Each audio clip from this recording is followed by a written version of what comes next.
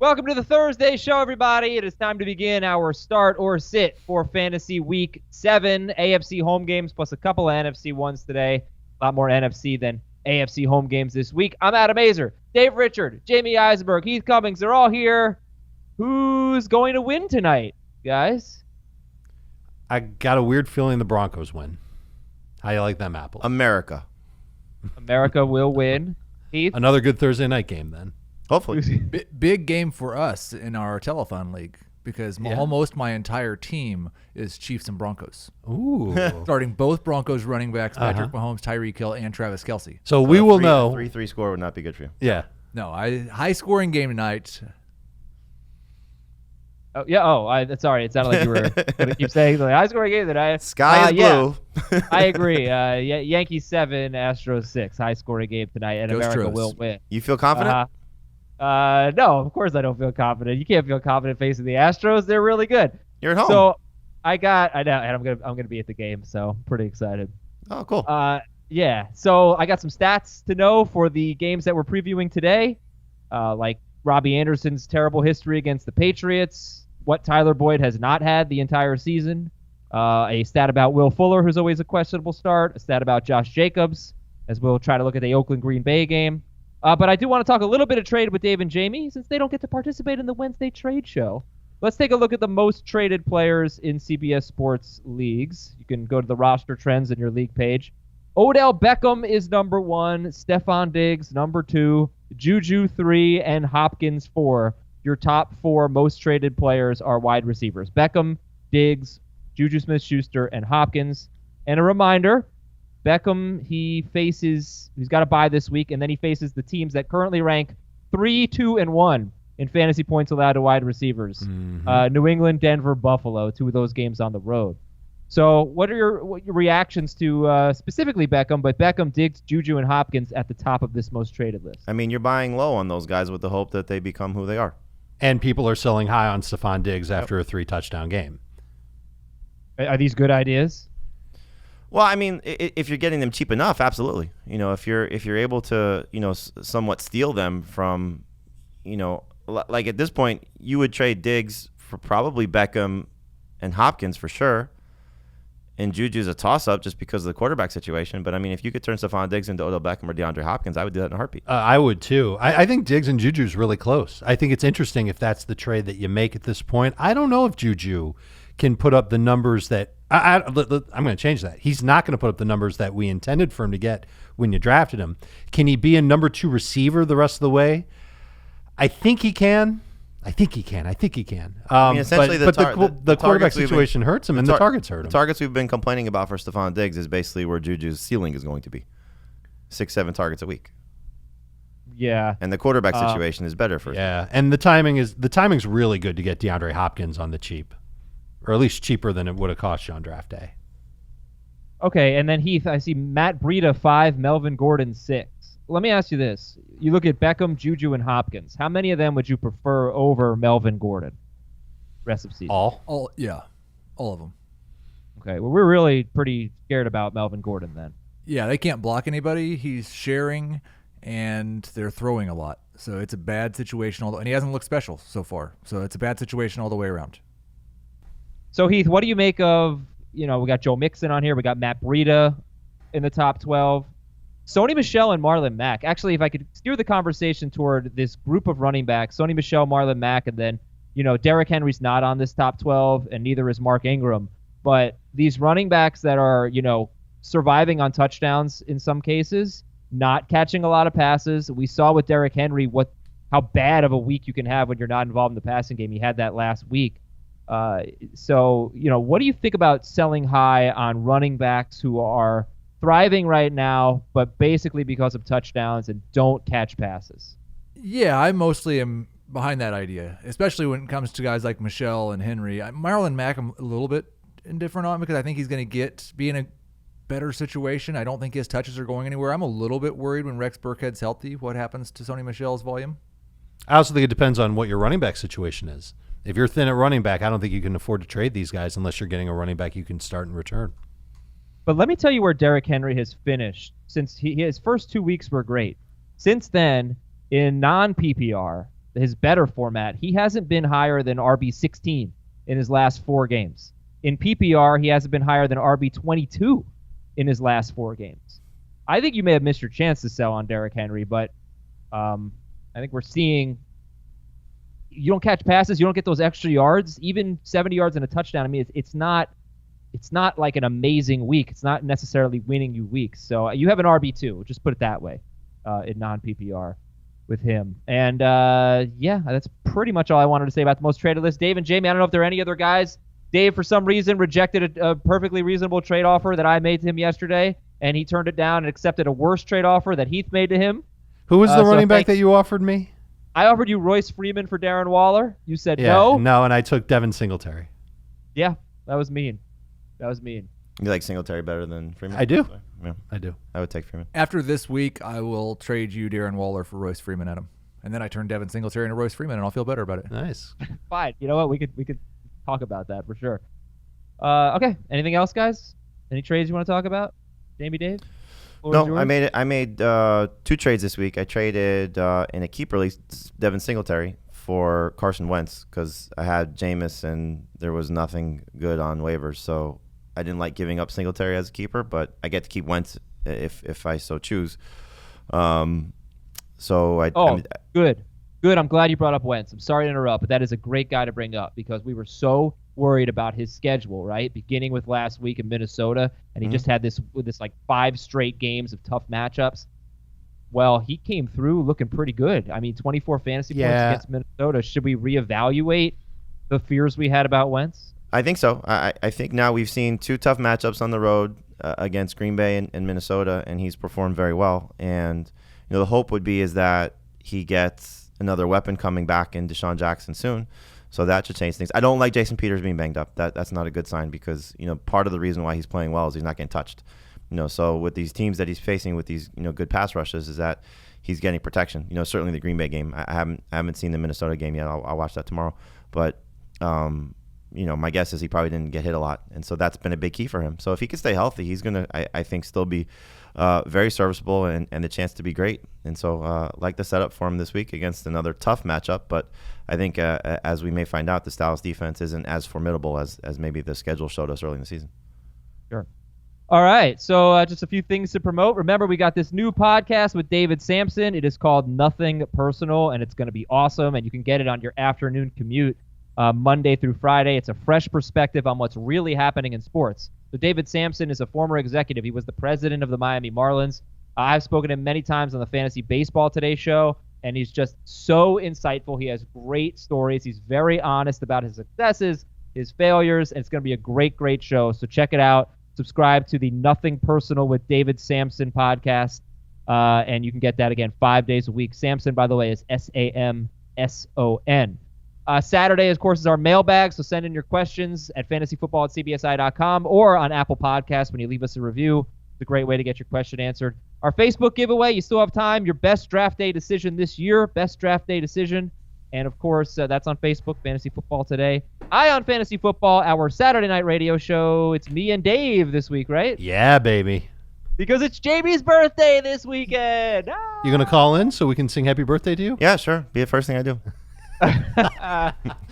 All right. We'll enjoy it. We're going to have fun without Jamie, but I'm sure Jamie and Heath will have fun not being on the radio. But please listen to our show, 10 p.m. Eastern on CBS Sports Radio, Sirius Channel 206, Saturday night. All right, guys, some stats to know for this week's game. I'm going to throw a stat at you. You tell me how you feel about it. This isn't not all of them are necessarily specific to game matchups, but there are 3 players that have 5 or 6 targets in the green zone, which is inside the 10-yard line, as we know. 5 or 6 targets in the green zone is great. That's top 4 in the NFL. But none of them have any green zone touchdown. That would be Travis Kelce, who's at Denver this week, Mike Williams, who's at Tennessee, and Jarvis Landry, who's on a bye. Heath, what do you think about that? Kelce, Williams, and Landry have been targeted inside the 10-yard line 5 or 6 times, and they have no touchdowns on those targets. That makes them good buy lows. Except Landry's really performed relatively well, so I don't know that he's a buy low. But, yeah, I think Kelce for sure. People are worried all about him being the best tight end in football. He's going to be. Landry's just a low. I don't want to buy him. I mean, I do think it's interesting that he's getting all the red zone targets and the green zone targets and the magenta zone targets, I would assume. Magenta zone? Yeah, that's inside the 5. You missed it yesterday, but Why don't you just say inside the 5 and inside the 10? It's just too long. It's too wordy. Green. It's Too many magenta. syllables. Come on, we got to cut down on Actually, syllables. why don't you just call it what it is? Inside the 5, inside the 10. Tyler Boyd still does not have a green zone target. You mean Tyler inside the Boyd 10? still correct. So you're learning. So that's I-10. keep that in mind. I-10 would actually make more sense. Yeah, that's what I write it as when I do my I-10? notes. I-10. Lowercase I and the number 10. Not everybody capital lives near T. I-10. Yeah. All right, here's a matchup one. Will Fuller has had 6 or 7 targets in 5 of 6 games. There have been 7 wide receivers with 6 or more targets against the Colts, and 6 of them have had 75 yards or a touchdown. That sets Will Fuller up for a good game. What do you think? Do those receivers catch the ball? Fun fact: Will Fuller does have a 68% catch rate this year. Really? He has I didn't even yes. notice that. Yeah, he had 3 high-profile drops, but he has his catch rate's just fine this year. And his targets have gone up the last couple of weeks. Obviously, 2 weeks ago, he had 16 targets. That was ridiculous against Atlanta. He caught 14 of them. I know. So that helped him out. They're using him a lot in the short area as well as just a deep ball guy. So he's not just a one-trick pony in this offense. It's a really good thing for him. But that stat made me a little more confident in him, that he gets 6 or more targets pretty much every game, and pretty much every receiver I mean, that gets at this well. point, with 4 teams on a bye and injuries, you're starting Will Fuller. You have to have, just a loaded receiving core to outright bench him. So whether it's a flex or number 2 or number 3 receiver, it's very difficult to bench him. Ryan Tannehill had 3 straight seasons with 24 to 27 passing touchdowns, but he also had he had 2 straight seasons with more than 4,000 passing yards. Marcus Mariota's best passing yard season was a 3,654 yard pace. Okay. He only played 15 games. Okay. Here we go. Go ahead. These things are technically true. The better stat would have been Ryan Tannehill had 3 straight seasons with at least 586 pass attempts, because he has a lower career yards per attempt and a lower career touchdown rate than Marcus Mariota. And the stats you gave just made it seem like he has been a more prolific passer. I wasn't done. Well, he has been a more prolific passer, but fine. On He's a thrown per it more, attempt yes. basis. I used the wrong Yeah. word, sorry. More successful I passer. Since Heath and I weighed in on it yesterday, Dave and Jamie, do you think this helps any Tennessee wide receivers? It can't hurt. I mean, Mariota stinks. So while Tannehill may not have been better than him, a change is needed because nothing has been working for this Titans offense. So change it up. I certainly appreciate what the Titans are doing. They're not going to the playoffs with the current structure of what their team has been. And is it Mariota's fault? No, but something has to change. And if it's Tannehill coming in and doing a tick percent better, 5%, 10%, 20%, he could be worse. But at least they're trying something different to see if it's going to shake things up. And so Mariota's just not a franchise quarterback at this point. And I think back to Tannehill's tendencies with the Dolphins, and who was the best receiver with him in Miami? It was Jarvis Landry in the slot, part of that catching a ton of those passes. Part of that is by design because, as we see with Adam Gase's offense, that's something that he likes to feature. So we'll see if Arthur Smith, for what it's worth, is going to do the same thing. But, I mean, look, Corey Davis has been rotting away. We don't know if he's good or not because we haven't found out. We'll see if A.J. Brown is good. And again, it may not be Tannehill. He's right. It's not like Tannehill's career is better than Marcus Mariota's career, but it's different. And so let's just see if this change for Tannehill and this change for the Titans can make things better, because we'd like to see Corey Davis and A.J. Brown and Adam Humphries and Delaney Walker put up numbers, and maybe this helps Derrick Henry. It may flop, but I'm welcoming the change. Can he throw a more catchable pass than Marcus Mariota? Yes. Can't throw a worse one. Well, he can throw. He's been a worse passer than Marcus Mariota for their career. Right. And So you're there's right. not a reason to expect him to be. But The problem's the offensive line. But and the coaching. also what you're talking about, though, the beginning of Marcus Mariota's career was good. He's regressed significantly as a player. He's in a much worse situation. But It's also, a bad offensive line's situation awful. for sure. He's in a worse situation than when I don't know if he it's was the against- line. I don't think the line is The necessarily line is awful. bad. The line's been bad. I think the play calling has been really bad, and I think the quarterback has been bad. And I think Tannehill is going to lean on the short area targets, so I'm curious to see what it does to Adam Humphries, who had 4 targets and 3 catches and basically a quarter and change with Tannehill last week. And A.J. Brown can be that guy too, and we know that he likes Does to he make have a plays after target? the catch. From Tannehill, Yeah. I don't know. In the game, He did. yes. He did have at least one. I looked at the game log. He kind of spread the ball around Ryan Tannehill. Okay, guys, just one more stat. Josh Jacobs. Do you think they're going to win at Green Bay? No. But Okay, I didn't here are think his they were going to carries. win against Minnesota. Right. He had a bad game against Minnesota. You mean Chicago? Chicago, Yeah, yes. Chicago in London. Carries in his 2 losses. 12 carries against Kansas City, 10 carries at Minnesota. Both of those losses were by 18 or more points, but they were not good games. I know Wasn't he we banged like up in the Kansas City game? I don't know. He actually ran like 10 times for 90 yards or something, but or maybe it was 12, whatever it was, 12 for 90. I'm just saying, he has not been. The game script could matter for Jacobs. I believe the game against Kansas City, he left. They were actually in the game, and he got banged up in the game. You're right. He had 99 yards rushing because he's the low man of the last 5 games against the Chiefs at 99 yards. Played 48% of the snaps. Yeah, he got hurt in that game. I remember reading something like the score was close, and then he left, and then that's when the doors blew open. Now, obviously, it was the Chiefs' offense, but controlling time of possession was big for the Raiders that day. But you like Jacobs this week at Green Bay, right? I mean, it's hard to get away from him again with the injuries and the guys on a bye. I think, you look at what the Packers, even though their run defense has been better the last 2 games against Dallas and Detroit, they've still given up 2 touchdowns in those games. So they've given up a lot of touchdowns since week 1 when they kept the Bears out of the end zone. I like the fact that Jacobs has been more involved in the passing game, 5 catches the last 2 weeks, so they're last 2 games. So they're starting to use him, as John Gruden has said. And if last game for them was an indication without Tyrell Williams, then maybe that's something that they could build on because Williams right now is dealing with a Lisfranc injury. All right, so he's top 14 in PPR. He's top 12 in non-PPR. That's Josh Jacobs.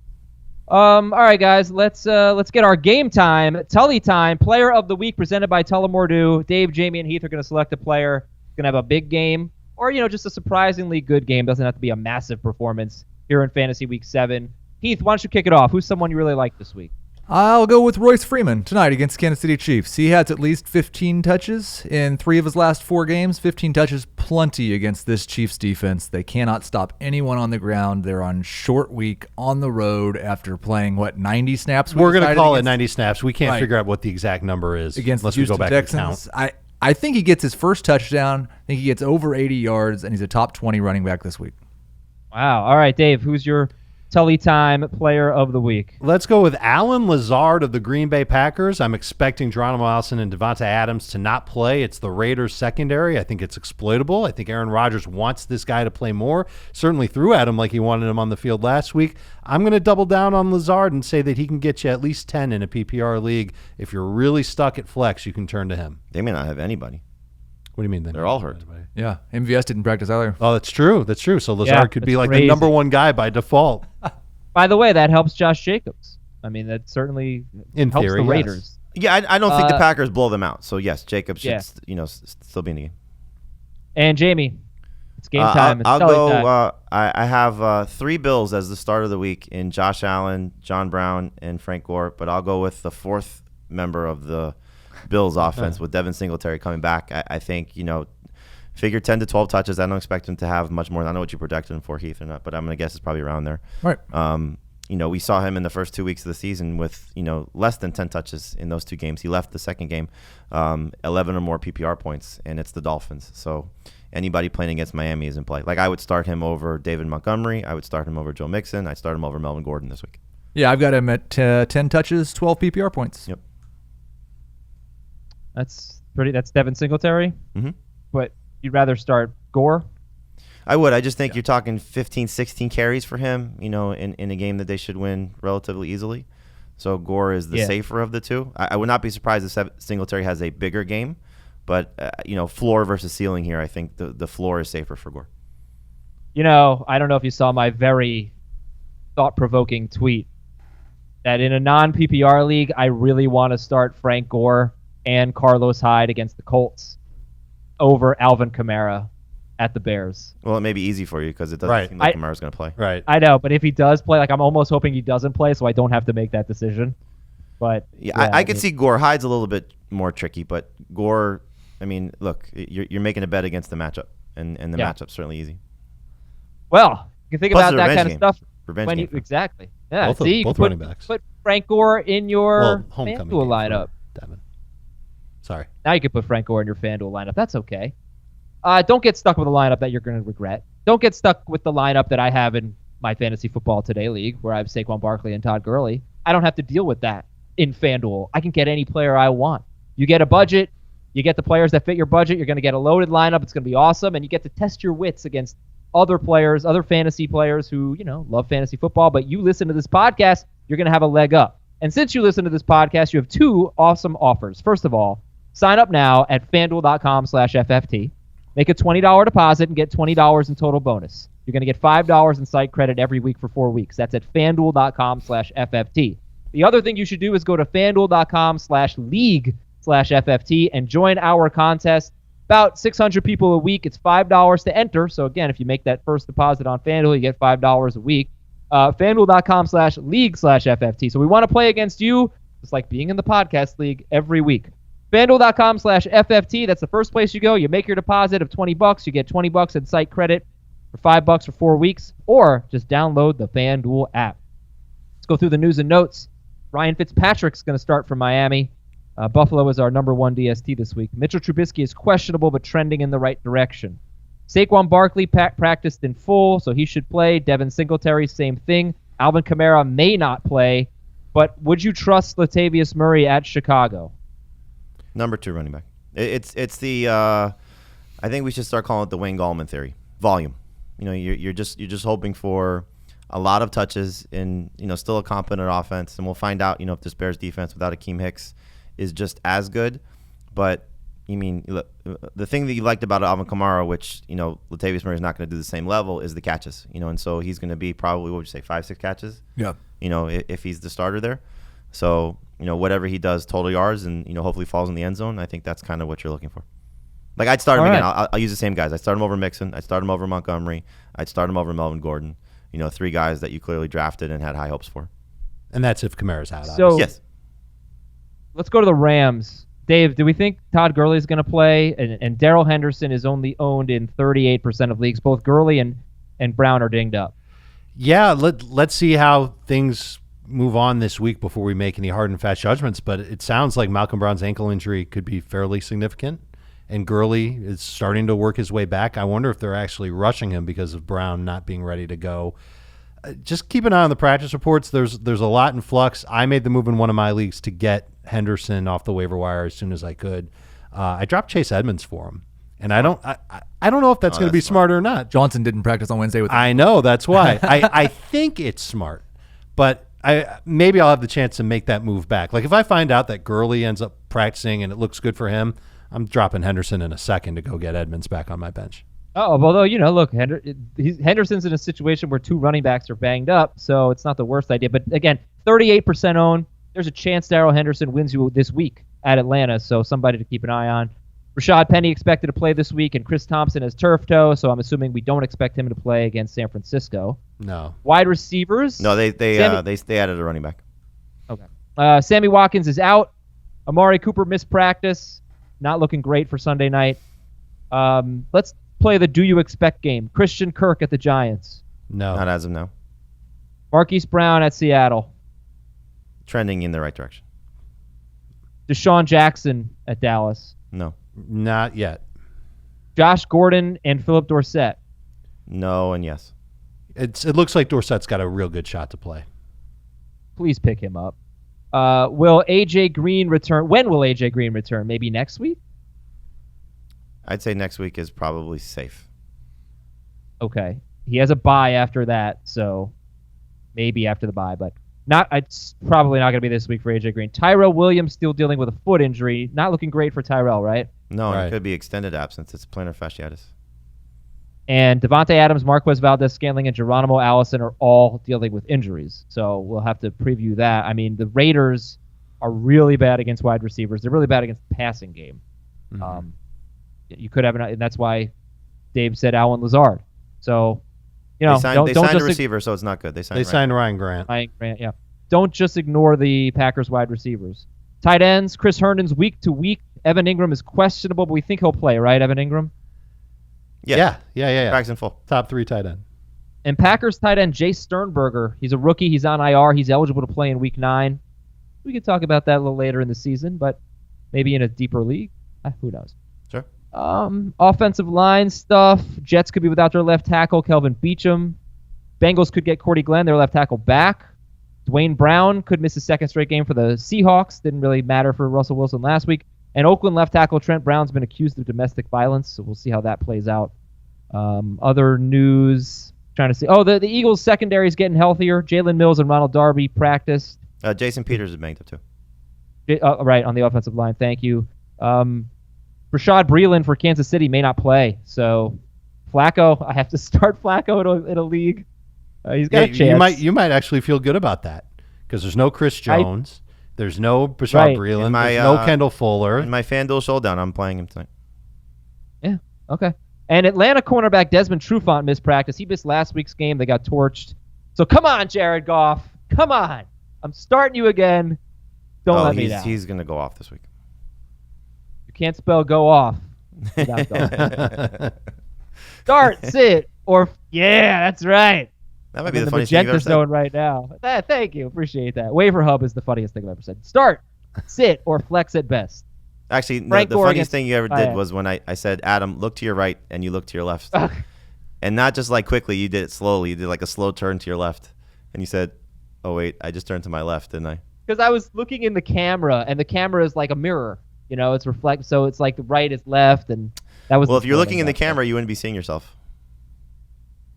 No, I was seeing myself. I had a window of. Yeah, forget it, Jay. Okay, start, sit, or flex at best. Keith, you haven't spoken in 5 minutes. Frank Gore against Miami. Start, easy. He's top 15 running back this week in non-PPR, top 20 in PPR. Okay, a running back has scored 12 or more non-PPR fantasy points every game against the Dolphins. Kenyon Drake at Buffalo. Heath again. No. Okay. Like, not at all. Not even kind of. Sony Michel at the Jets. Everybody. Start. Yeah. Start. Interesting, though, if Burkhead comes back. The Jets actually have a good run defense per carry. They give up a lot of touchdowns, though. Michel was terrible against them earlier this year, right? Believe like so. that was the game where we started wondering if he was going to lose the job. That was Burkhead, though. Yeah. Yep, Burkhead and had a good game. Jamison Crowder against New England.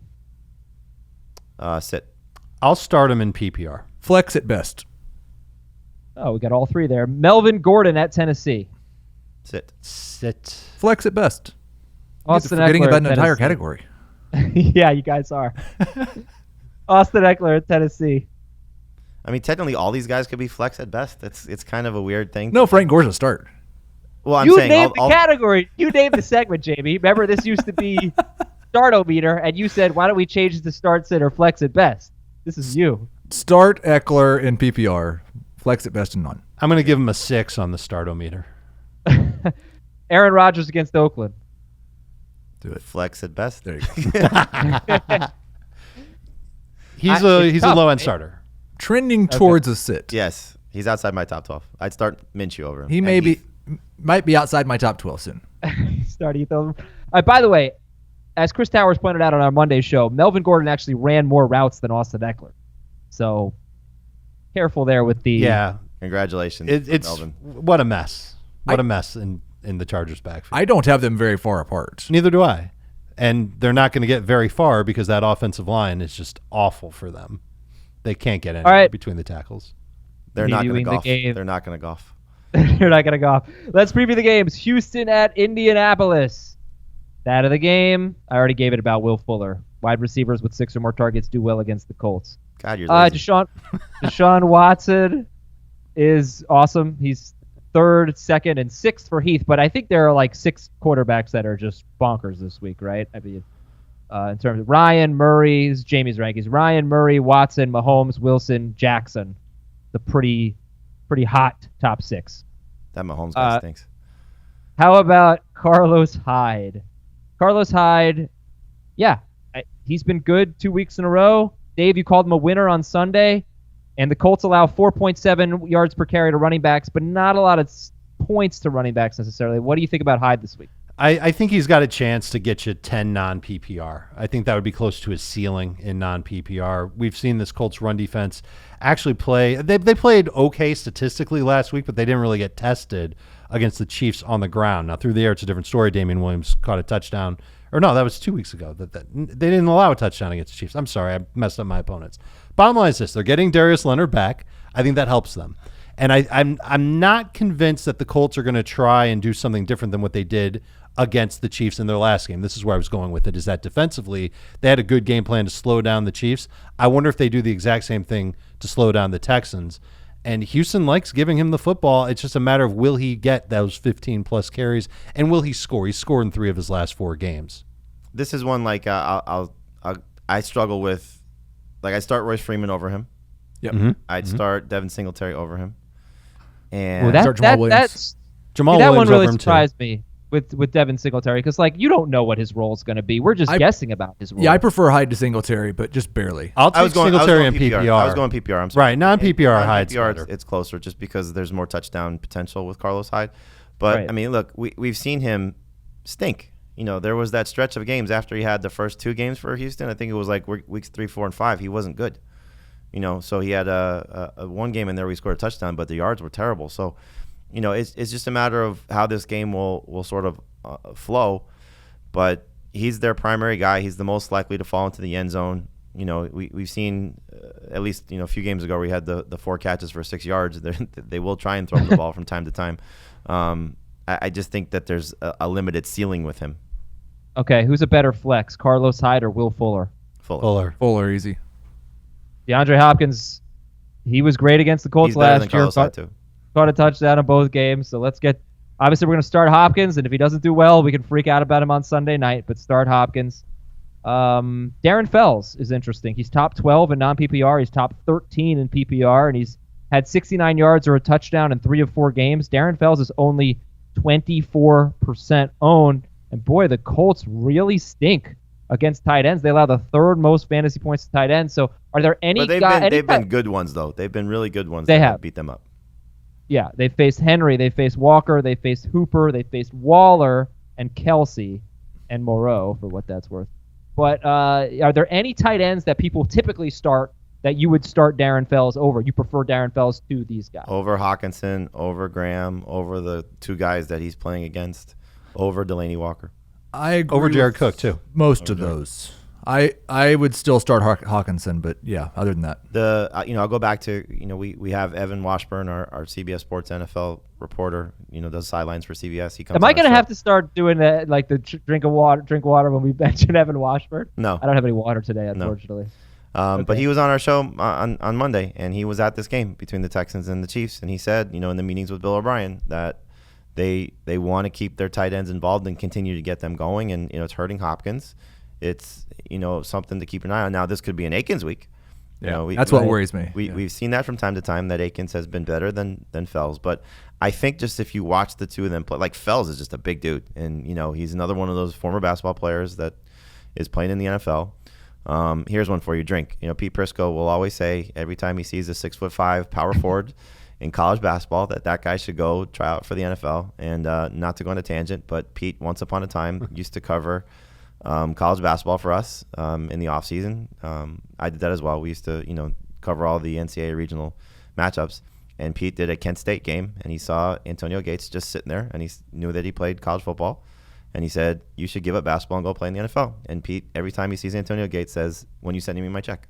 That's a good tangent. Thank you for going on that. All right, let's talk about the Colts here. Jacoby Brissett, start or sit?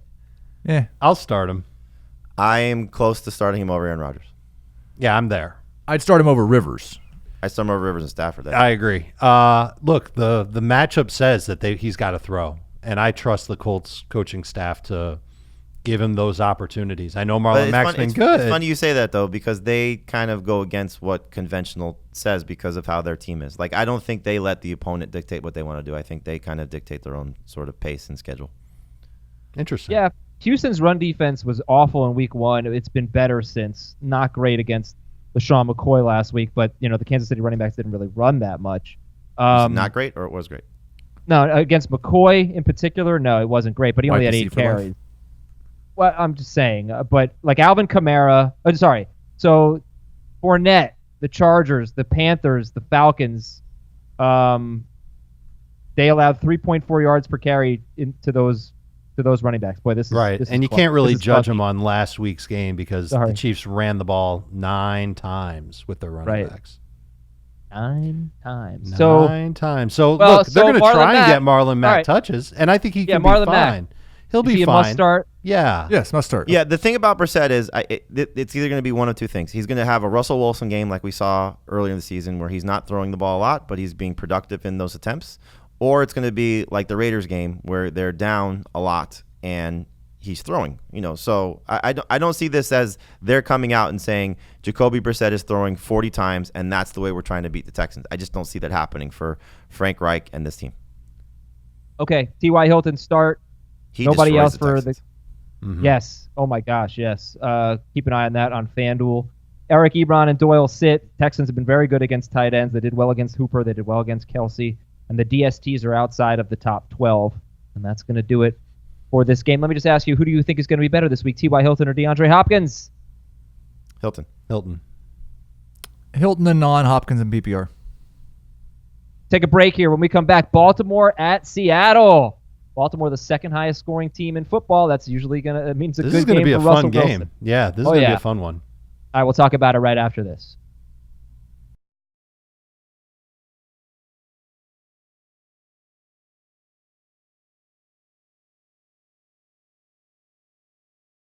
All right, Ravens, Seahawks. What's the spread in this game? Actually, don't know. I think it's Seattle by 3. I don't like the Ravens here, but whatever. That's a Seattle by tangent. 3.5. Over under of 49.5, which I believe is the third highest It's up on the there. schedule this week. Yep. Okay. Stat of the game number 1. If you own Marquise Brown, 6 of 7 wide receivers who have had 7 or more targets against the Seahawks have scored 13 or more fantasy points in PPR. I don't know if Marquise Brown will get that, but if he does, he'll probably do well. Stat of the game number 2, Baltimore's allowing 3.3 yards per carry when Brandon Williams is playing, or at least in the games that he has played. And no running back has rushed for more than 62 yards in those games, but only one running back has double-digit carries. So we'll talk about Carson in a moment. He's got a tough matchup, but I'm sure we'll start him.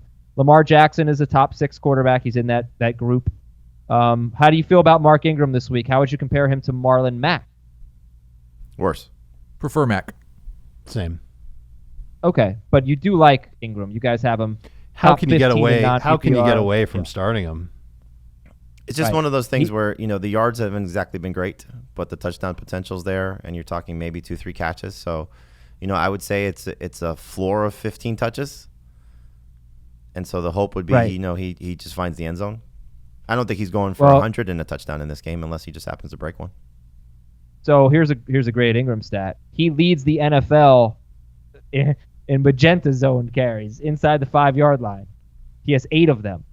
Gus Edwards, though, has 5 inside the 5-yard line. So Ingram has 8 carries inside the 5, and he has scored 6 touchdowns. Edwards has 5 carries inside the 5-yard line and no touchdowns. How many of those for Edwards have weird. come in competitive games, though? I have no idea, but he hasn't scored. I mean, he's had 5 carries inside the 5 and hasn't scored. Sounds like they And- should give it and- to Mark Ingram more. And maybe Ingram's got 6 touchdowns on 8 carries there. It's just interesting. All right, Baltimore wide receivers. If Marquise Brown plays, will you start him? Low end number 2. Yep. Would you start him or Fuller? Fuller. Would you start Brown or Mark Ingram? Ingram. Yeah, Ingram. Yes. Would you start any receiver? Would you start Snead or Boykin or something if Brown doesn't play? No. Deep desperation. No. Yeah. I'd rather go with Lazard or Yeah, Adam but Humphries. those guys are owned. I'll use him on Adam Humphries is owned? I'll use him on more than FanDuel. Snead and Boykin. Yeah. I'll use him on FanDuel. Mark Andrews is 7th for Dave and Jamie in non-PPR, 4th for Heath, and just bump him down 1 spot in PPR. 8th for Dave and Jamie, 5th for Heath. Seattle allows the 5th most fantasy points to tight ends. So yeah, you're starting Mark Andrews. All right, Russell Wilson, start. Who do you like better, Wilson or Jackson? Wilson. Wilson. Cool. Chris Carson, any hesitation at all? Joe Mixon No. had what, 8 carries No. for 10 yards last week? Yeah. I know that Carson's going to get more work than Mixon. I think Carson's line is as banged up as Seattle's line is. It's better than Mixon's line. And how about this? I think that the Seahawks coaching staff will use Carson in smarter ways than how the Bengals have been deploying Mixon. And Mixon, by the end of the game, was losing touches to Giovanni Bernard. Gio played more in the fourth quarter, so there's a lot going on with Mixon. You can't compare the two. He There played, is no, no he played more comparison snaps between for the whole the two. game. Yeah. Yeah, because in the fourth quarter he played twice as many, or maybe it's the second half. Either way, we're talking about a Bengals running back when we shouldn't be. Carson's a must start. Yeah, hard to get away from him And for sure. And now's the perfect time to go and get Rashad Penny while Penny's value is in the absolute gutter. If you've got Carson, you don't have Penny. You got Carson. Acquire Penny just to handcuff him to Carson. Okay. Well, all right. David Johnson had 14 rushing yards. James Conner had 55 rushing yards. Mixon had 10 rushing yards. So we'll see what happens. He should get more work than all of those guys. Although the Ravens own time of possession. Look, I'm just very interested in this game. I wish it were a primetime game. Unfortunately, it is not. Talk to me about the Seattle wide receivers. How do you feel about them this week? The Ravens allow the 10th most fantasy points to wide receivers. They did just trade for Marcus Peters. And a lot of times it's the number 2 guy that's better than the number 1 guy. Like Auden Tate last week. It's not necessarily by position. It's just the guy you would expect to be better is often not. I mean, look, Tyler Lockett's a must start. Yep. DK Metcalf is at this point, a Hail Mary in a good situation just because Will Dissly's not there. So, is he going to get more than 6 targets? That's kind of the question because as we've seen, last week, Jerron Brown scoring 2 touchdowns, so Russell Wilson's just a different breed. This offense is just different. They don't necessarily feature one guy to the level that we like to see. So Metcalf's going to either have to find the end zone or catch one of those deep balls. And, like we saw week 2, I think it was, where he had 80 some odd yards receiving, that's kind of the range that he's in. He's like a poor man's Will Fuller. But a very big poor man's Will Fuller. Would you start Tyler Lockett or DeAndre Hopkins? Hopkins. I'll go Hopkins over Lockett. Lockett had a touchdown, or Lockins. I just said Lockett. Lockett had a touchdown called back last week that would have sent his numbers into the stratosphere. We wouldn't even be talking about him. And I can't – you did a better job justifying DK Metcalf as a start this week, Adam, than I could have. I'm not sure how the Ravens are going to line up against this offense. I'm curious to see how they use Peters and whether he's a true number 2 corner opposite Marlon Humphrey. But I don't think he's necessarily a great corner. And I'm real curious about whether or not DK Metcalf ends up being a focal point of the Seahawks offense this week because of his size, speed versus their non-Marlon Humphrey cornerbacks. I would hesitate to say that Lockett's going to get Marlon Humphrey the whole game because he does a real good job. Right, I don't know. The way they move him around of avoiding that. I mean, you look what he did against his best game of the year came against the Saints, where they just completely shut down number 1 wide receivers because he doesn't often get the number 1 corner the way he lines up. Mm-hmm. Yeah. And I'm just interested to see Metcalf's role without Dissly, because last week he had 5 targets. He did have 4 catches for 69 yards. Okay, so that's pretty much going to wrap it up. We're not going to start a tight end, right, for the Seahawks? No. No, Wilson's a desperation streamer. Yep. A DST in this game? I think you can use the Seahawks. I think they can get a couple of turnovers. Remember, they're getting Reed back on their defensive line, so that'll help. And we've seen Lamar Jackson. Look, what was it, 2 games ago or 3 games ago with the 3 interception game in Pittsburgh? So he can get turnover prone. Ravens have 6 turnovers in their last 3 games. 5 of them are Lamar Jackson. I wouldn't be surprised if Seattle blows them out, to be honest with you. Yeah, I agree. Ooh, really? I think it's my favorite pick of the week. It's tough to blow out Baltimore when they lead the league in time of possession. So just have to see if they can stop. But again, who did they play in week 1? You keep looking at the stat. But they've dominated time of possession for 2 years. Again. But they played a lot of bad teams.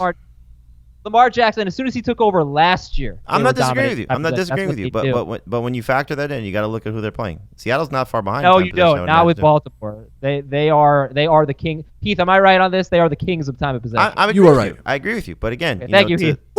You got to look at who they play. You fell in this trap with what was the team? No, because you called me out and I corrected it. That was the Chargers. I called you out. I was just bringing it up. I wasn't. No, you appropriately called the stat out, and we corrected it with the Chargers. But with the Ravens, it has been since last year. I agree. I'm just saying, they killed the clock. Okay, all right. We're gonna take another break here just so we can switch to our audio studio. Thanks for watching. You'll still hear the rest of it on YouTube.com/fantasyfootballtoday. Jacksonville, Cincinnati. When we come back.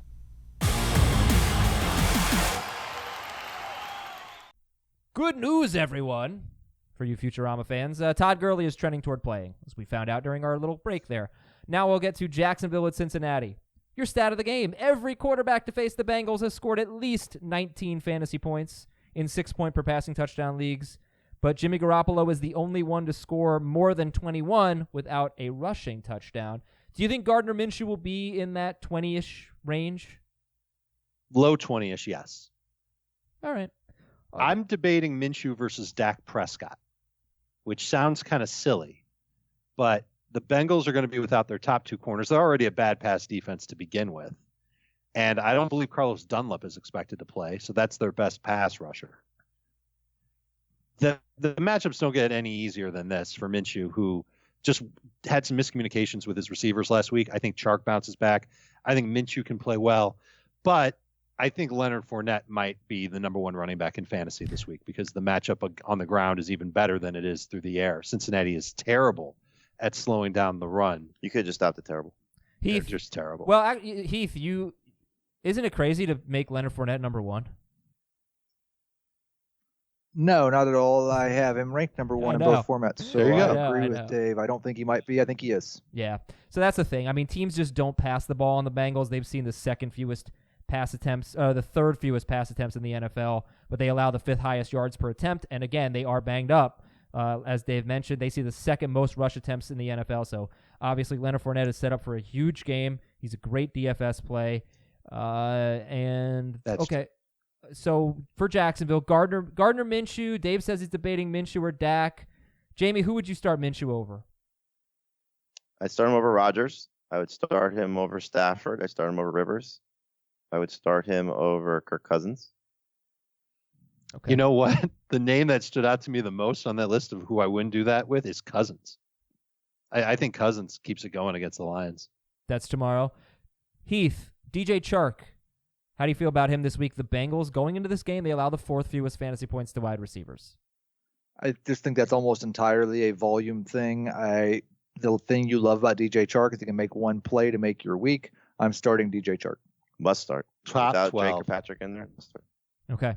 Yeah, I mean, I won't even give this. There's some impressive wide receiver stats, but it's just different. And they played 3 games without Drake Kirkpatrick last year. In all 3 games, the Bengals allowed a touchdown to a wide receiver. Don't start a Jacksonville tight end, I assume. Andy Dalton, any love here for Dalton? 44% owned, and no Jalen Ramsey. No love for him, but I would still start him over Phillip Rivers. Why? I haven't liked Andy Dalton for 3 weeks. I'm not about to change my mind now. Right. Okay. All right. Well, we're about to talk Even about with Phillip Cordy Rivers. Glenn coming back. Start or sit Joe Mixon. He is not a top 30 running back this season. I know. It's ugly for him. And I can't put my finger on why he would be removed for Giovanni Bernard late in a game like he was last week. Because Giovanni Bernard's a better pass catching back. It could be that, but I mean, there was a play last week where Dalton hits Mixon in the flat. There are 3 Ravens defenders on him. It looks like it's going to be a play where he loses a yard or 2. And he squeaks past all 3 of them and he gains 23 yards. Like, he is a talented football player. He's too patient for the offensive line that he's running behind right now. That's a huge problem. And so I can't really count on him to be a great fantasy running back. He's no better than a low-end number 2 guy until I see proof and until we all see proof that the Bengals use him more than just a pure between the tackles type of runner. They got to use him more toward the edges. They've got to use him more in the passing game. That would light him up a little bit. He's touchdown dependent, so low-end number 2 guy. And the Jaguars actually give up the 5th most fantasy points to running backs, and they give up a high yards per carry, but a lot of that is Christian McCaffrey and that game against Carolina. So, we'll see. It's tough to trust Mixon. Would you trust Mixon or Royce Freeman? Freeman, easily. I'll take Freeman. Mixon or D.D. Westbrook? PPR, I think I would go with Westbrook. Okay. Not PPR, I can't do it. I'll stay with Mixon there. But it's again another good opportunity for Westbrook to make some plays out of the slot. He's been in and out of the slot actually the last couple of weeks against a secondary that's just a total mess. How are we feeling about, Jamie, the Cincinnati wide receivers, Auden Tate and Tyler Boyd? I think it's just hard to get away from Boyd just with the targets that he's typically been getting, and he's a safe number 2 receiver this week because no Ramsey. So whoever's going to get Herndon is going to have the chance for a big game. AJ Boyd has actually played pretty well the last couple of weeks. And Tate is a good number 3 receiver.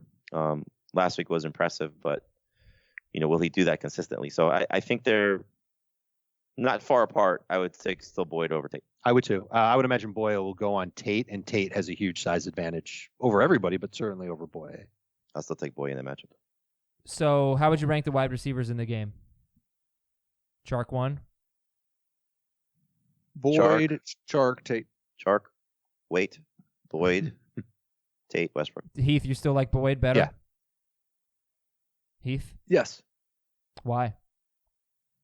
Volume. He's got double-digit targets in 4 out of 6 games. Andy Dalton's going to throw a lot more passes in this game than Gardner Minshew is. Okay. New England's at the Jets. Stat of the game. Philip Dorsett is the only wide receiver to score 8 or more non-PPR fantasy points against the Jets with fewer than 10 targets. So the Jets did well against Alshon Jeffrey and Michael Gallup. I don't know. It's kind of weird. It almost looks like the Jets have a good defense on paper because they're, whatever. Tom Brady or Gardner Minshew? Brady. I've got Brady 1 spot ahead of Minshew right now, but it's really, really close. Okay. I think he's been between 20 and 23 fantasy points in his last 3 games, yes, at the Jets. He's not great there. They allow the 12th fewest fantasy points to quarterbacks. Yeah, they really haven't been all that bad. And then the Patriots running backs. Dave, take it away. It's going to be Sony Michel in non-PPR, James White in PPR, but very close in both formats with both those guys. I think you can start them with some confidence there, provided that Rex Burkhead, unless we hear something specifically saying that Rex Burkhead is not only going to play, but he's going to have a more impactful role in the offense. I think you just go with the 2 guys that I mentioned. Hopefully Brandon Bolden doesn't steal a touchdown from anybody this week. And, I think they do okay against the Jets. Would you start a Patriots wide receiver over James White? Edelman for sure. So other than Edelman, sorry. Oh. So it's, I guess I could be, non-PPR, yeah. Dorsett, I could be talked into Dorsett in both. Like, so Dorsett, and I guess we're assuming Gordon doesn't play, but Dorsett is only 46% owned. Am I crazy, or is it just should be picked up immediately? Yeah, I think there is reason for concern with Dorsett. We've got 1 game this year with more than 53 yards receiving, and that was a game where he had 4 targets. He had 9 targets in their most recent game and caught 2 of them for 10 yards. It's we're talking about in 4 games. But I think that there's a couple of things at play here. You have 2 of those, or one of those games where is Antonio Brown on the team, or 2 of those games Antonio Brown's on the team, right? No, one. Only one game. 2. He was on the team for 1 game. The other game was one Buffalo. game with Brown on the team. Right. 1 game he left because he was hurt. That was the Washington game. I wasn't counting that one. No, Okay. the Buffalo game was his bad game. But they all were bad against Buffalo. But the bigger thing is if Gordon is out.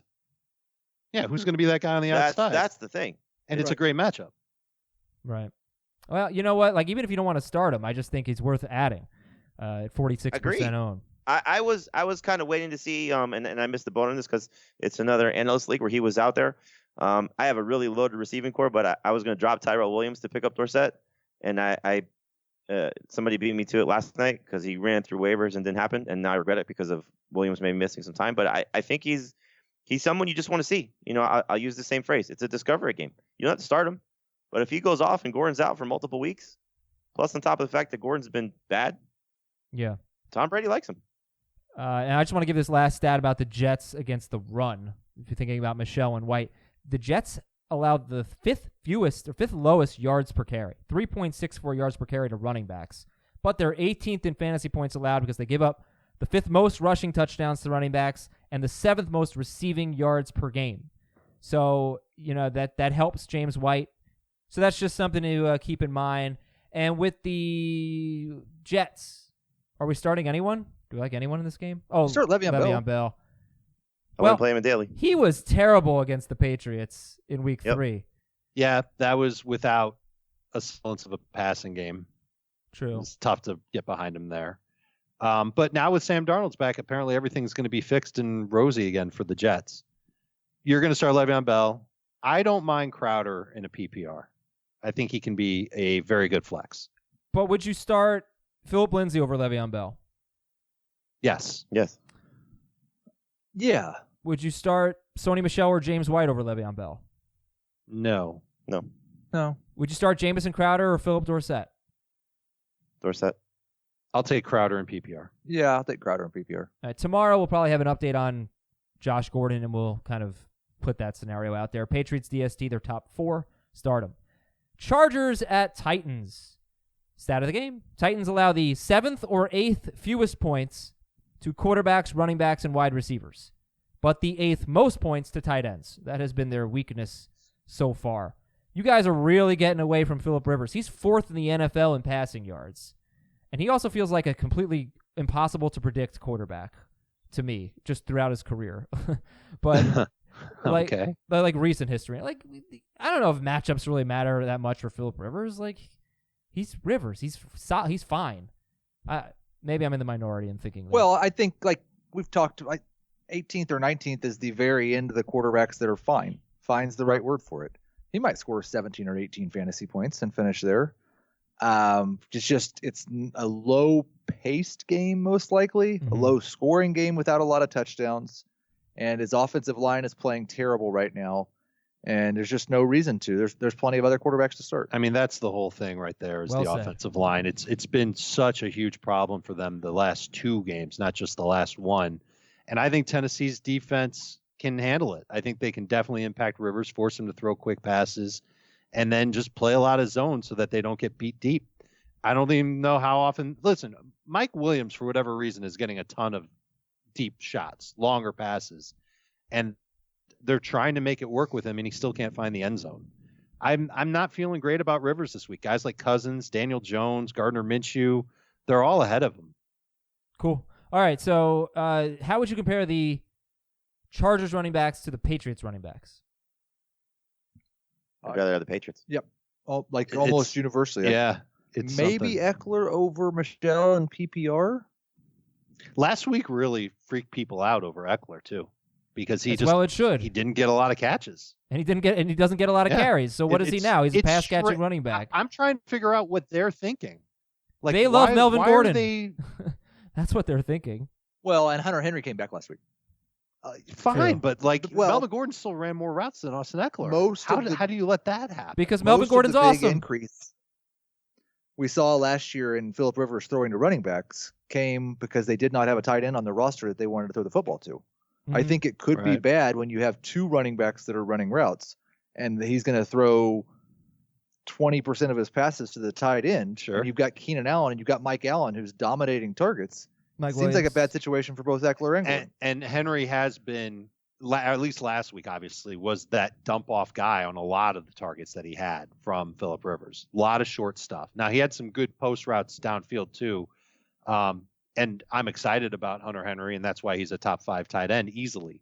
But you're right, Heath. I think that's definitely a factor. But I don't see how they don't try and get Eckler significantly more involved when he was playing so well before Melvin came back. Is Derrick Henry the best running back in this game in both formats?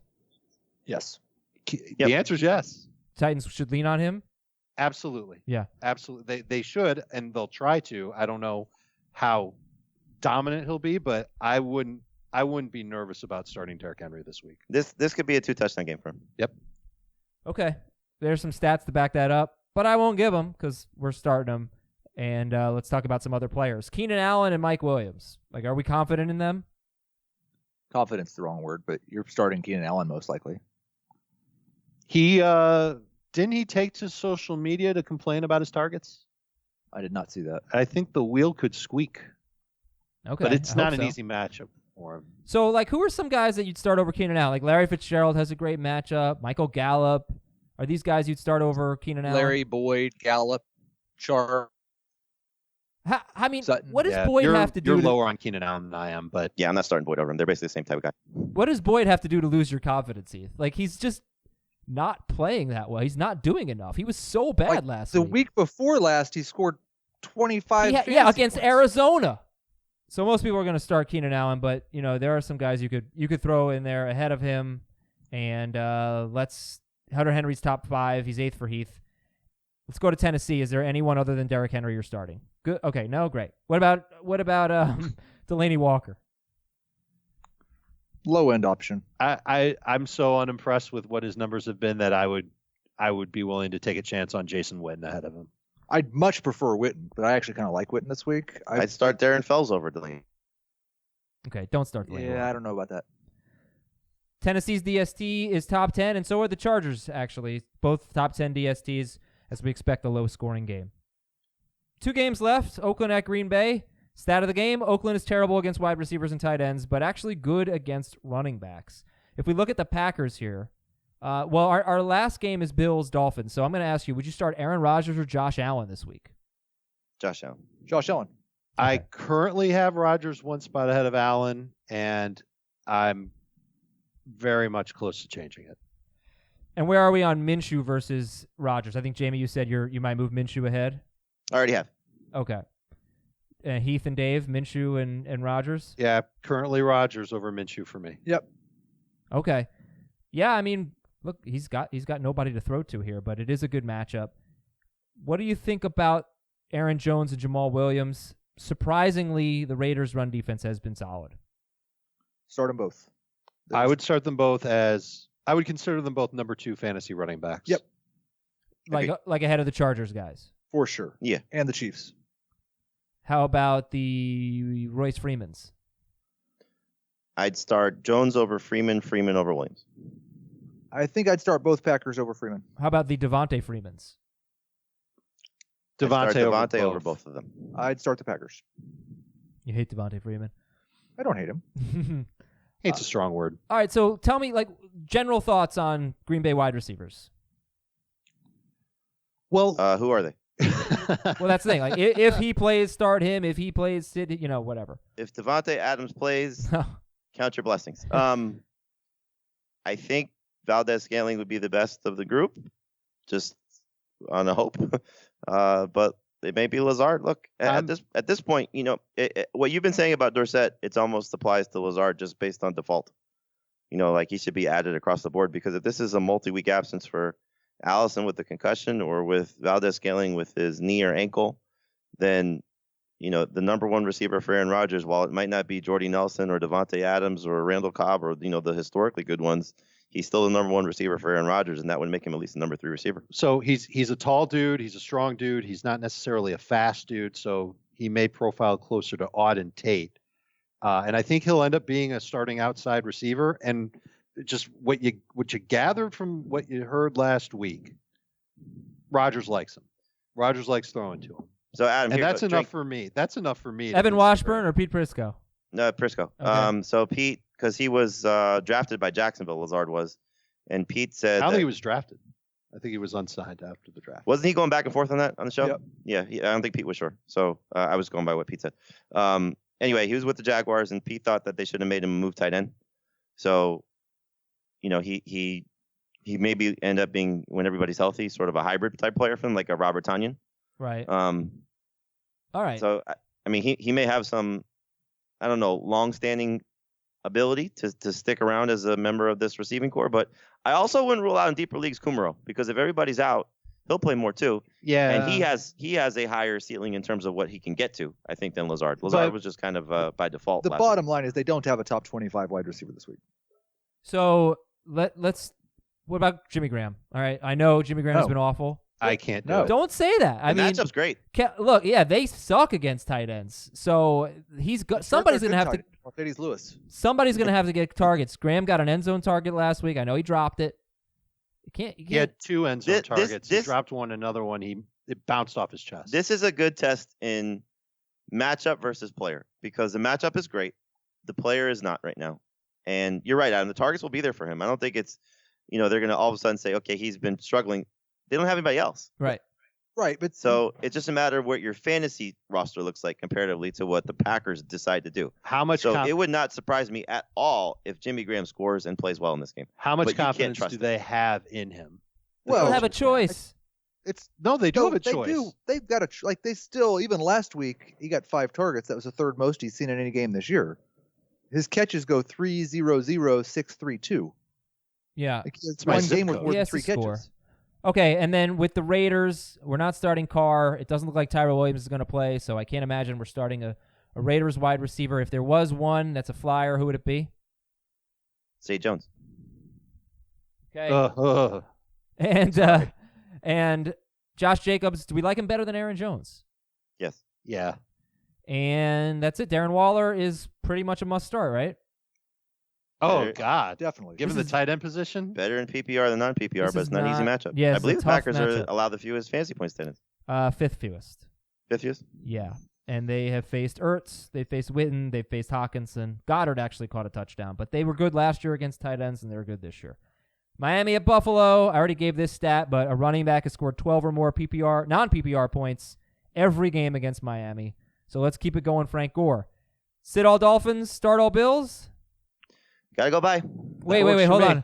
Hold on. Like, tell me Josh Allen versus... Oh, he's already out the door. It's fine. Josh Allen is... Okay, we know we have the big six at quarterback. Is Josh Allen in contention for 7th? No, No, not for he's me. 10th for me.